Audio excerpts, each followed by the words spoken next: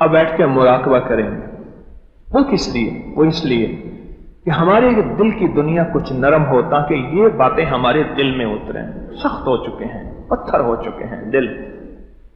مراقبہ، بنجر زمین کو پانی دینا، مراقبہ، پتھریلی زمین کو پہ ہل چلانا، مراقبہ، ویران جھاڑیوں کو ختم کرنا، مراقبہ، ایسی جگہ پہ چشمے نکالنا اور کھودنا جہاں ہر طرف بے آب و گیا زمین ہو اور صحرا ہو اور ریت ہو اور پتھر ہو، اور جہاں زندگی کا فیصلہ تو کیا سوچ ہی نہیں ہو سکتی کہ زندگی یہاں پھر سے آباد اور شاد بھی ہوگی یا نہیں ہوگی۔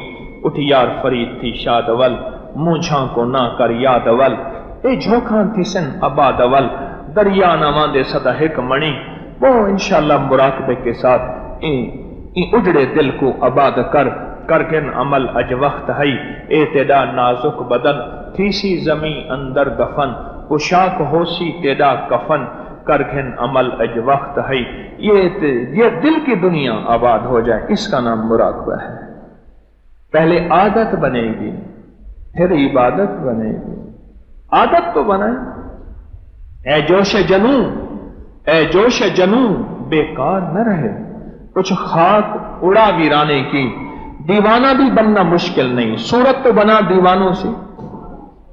اور ایسا کریم ہے، یہاں تک فرماتا ہے میرا رب، اگر رونا نہیں آتا رونے والی شکل بنا دو تب بھی قبول ہے۔ ساری دنیا مکر و فریب اور بہروب کو پسند نہیں کرتی، میرا اللہ کہتا ہے میرے سامنے رونے والی شکل بہروب بنا لے جا، پھر بھی پسند ہے۔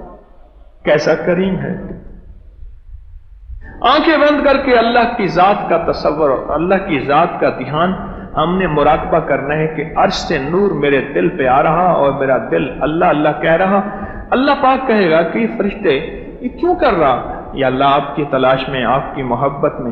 پھر چاہتا کیا ہے؟ یا اللہ آپ کو چاہتا ہے۔ مانگتا کیا ہے؟ یا اللہ آپ کو مانگتا ہے۔ دے کیا؟ یا اللہ آپ نے آپ کو دے دے۔ الہی کوئی تجھ سے کوئی کیا مانگتا ہے؟ الہی میں تجھ سے تجھے مانگتا ہوں۔ تو مراقبے میں اللہ کو ترس آتا ہے، اللہ کو ترس آتا ہے۔